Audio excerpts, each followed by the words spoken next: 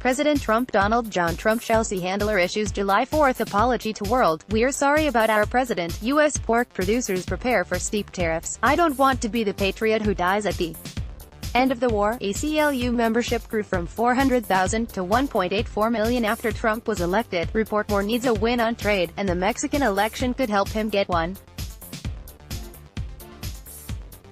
Although Mexico's new president is not a Trump fan and cannot be seen kowtowing to America's combative commander-in-chief, both sides could benefit from quickly resolving the North American Free Trade Agreement (NAFTA) negotiations.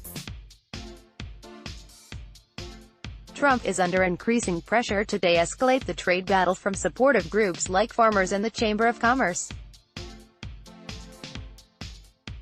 Meanwhile, Andrés Manuel López Obrador (AMLO) will not take office until Dec.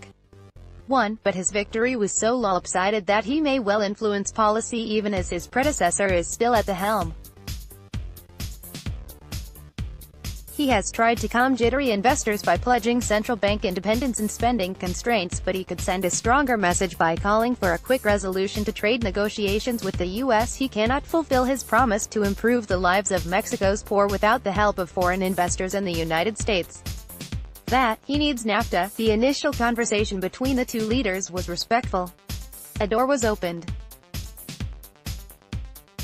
At the same time, Canadian Prime Minister Justin Trudeau will not want to be left out of the party. He too would benefit from showing that his tough guy routine is not just a poll booster, but also effective in bringing home the bacon. Signing a new NAFTA deal? It's a win-win-win. President Trump may need convincing. Only recently, he said he was not happy with the NAFTA negotiations and would not sign a new deal before the midterm elections. On the other hand, the booming economy and soaring business optimism are Trump's greatest assets. His aggressive posture on trade is beginning to jeopardize the very energy he has created.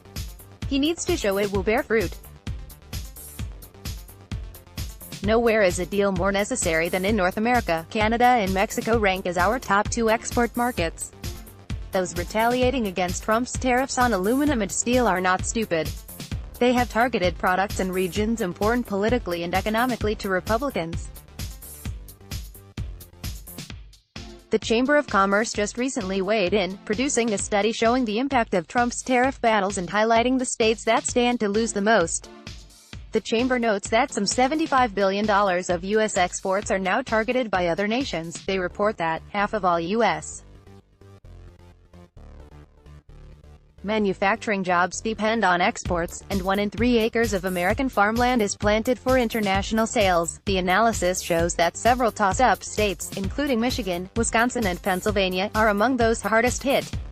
There is another and possibly more dangerous chapter yet to be written. That is when consumer prices start to rise more rapidly. The Chamber has called tariffs simply taxes that raise prices for everyone. It's a smart refrain. We know how Trump supporters feel about taxes. But it is also smart in that it links tariffs to rising consumer prices, a trend that has already begun, fed by a tight labor market and rising wages. Inflation has so far been modest, with consumer prices trending only gradually higher.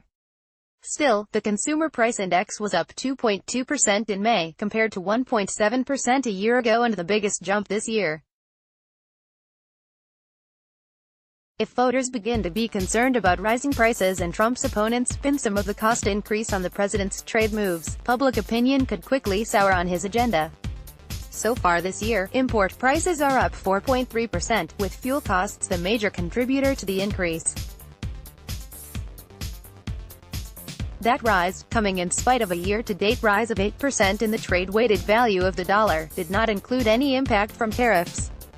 In coming months, the impact of those taxes will start to boost costs even more. That cost concern will also motivate Canada and Mexico.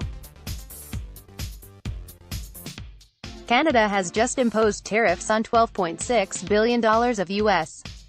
goods like ketchup, chocolate and industrial pipes. Those costs will filter through their economy, too. Though Prime Minister Trudeau got a bump in his approval ratings after his contretemps with Trump at the Group of 7 meetings in June, his prospects are still shaky. The cliché, "it's the economy, stupid," does not attach only to U.S. Politics. Trudeau faces elections next year with slowing growth, according to the National Bank of Canada, which recently cut their GDP forecast by 2 ticks, from 2.2% to 2.0% because of trade concerns. If that downtrend continues, Trudeau's approval ratings will slide as well. The U.S. accounts for more than two-thirds of Canada's goods exports. Moreover, international trade makes up nearly two-thirds of Canada's economy, compared to only 27% for the U.S. In Mexico, AMLO's election caused markets to slide and the peso to drop by more than 1% compared to the dollar. Investors are worried the left-wing populist will torch the economy by hiking spending and reversing the privatization of the oil industry. He will need to build support for his agenda. Nothing could be more beneficial than locking down the NAFTA rewrite. Like Trump, Obrador may thrive on surprise. This would be a dandy. President Trump's trade war, and it is becoming just that, is meant to level the playing field, not world growth. He can and should resolve some of the fights he has picked, especially the one with our NAFTA partners. It is far more important to bring those countries, and the EU, along in his more important confrontation with China. In trying to stem Beijing's military and commercial aggression, the theft of intellectual property and unfair trade practices, the U.S. needs all the help it can get. Liz Peek is a former partner of major Wall Street firm Wertheim.